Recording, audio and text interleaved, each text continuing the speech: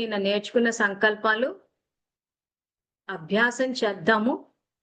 So ఇవి చేస్తే ఏమవుతుంది అనంటే ఫస్ట్ మీ శక్తి పెరుగుతుంది. సో ఇంట్లో పని కాదు సేవ అన్న పదాన్ని వాడాలి. ఆ తర్వాత పిల్లల పెంపకం ఏదైతే ఉందో ఇంకా ఈ తరాన్ని ఏంటంటే ఈ జ్ఞానాన్ని ఇచ్చి పెంచాలి వీళ్ళని. ఒక తరం ముందుకెళ్ళేటప్పుడు మన సనాతన ధర్మం ఏంటా అన్నది తల్లే నేర్పించాలి. నేర్పించాలంటే ఇక్కడ మీరు నేర్చుకుని మీ పిల్లలకు చెప్పాలి. సో పిల్లలు వినరు అని చెప్పి ముందే మీరే వ్యర్థ సంకల్పం చేసి పిల్లలకు శాపనార్థాలు ఇవ్వద్దు. పిల్లలు ఆజ్ఞాకారులు అన్న సంకల్పం చెయ్యాలి.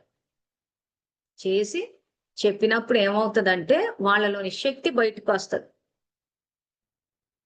సో ఇప్పుడు ఏ రకంగా వాళ్ళైతే శరీరం శక్తిశాలిగా ఉండాలా అని చెప్పి ఆహారాన్ని ఇస్తున్నారో ఆత్మకి కూడా జ్ఞాన భోజనం శ్రేష్ఠ సంకల్పాల భోజనాన్ని ఇవ్వాలి.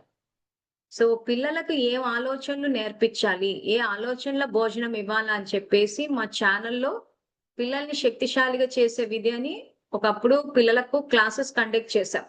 దాని రికార్డింగ్ ఉంది. ఒకవేళ అది గంట వీడియో అయితే రోజు ఒక 15 నిమిషాలు నా కోసం నేను కేటాయించుకుంటాను.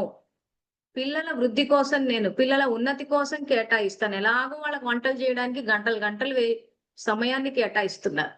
సో వాళ్ళ ఆత్మకు శక్తిని ఇవ్వడానికి, వాళ్ళ ఆత్మకి భోజనం ఇవ్వడానికి, మైండ్ని ఎంపవర్ చేయడానికి ఏం ఆలోచనలు ఇవ్వాలి. స్థూలంగా చేయాలంటే మీరు కష్టపడి వంట చేస్తూ ఉంటారు. సో అక్కడ మేమే రాసేసాం సంకల్పాలు. సో అవి మీరు నేర్చుకుని పిల్లలకు కనీసం ఒక 5 నిమిషాలన్న వాళ్ళ చేత ఆలోచనలు చేయిస్తే వాళ్ళ మైండ్ ఎంపవర్ అవుతుంది.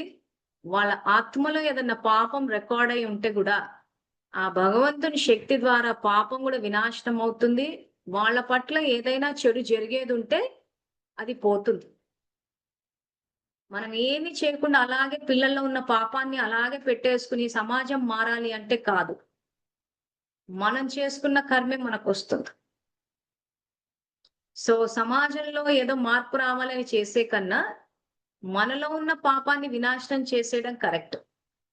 పిల్లల ఆత్మలో ఏదైనా పాపఖాతా ఉంటే వాళ్ళని భగవంతుడికి కనెక్ట్ చేసి ఆ పాపాన్ని తీసేయడం అనేది చాలా సులువైన మార్గం.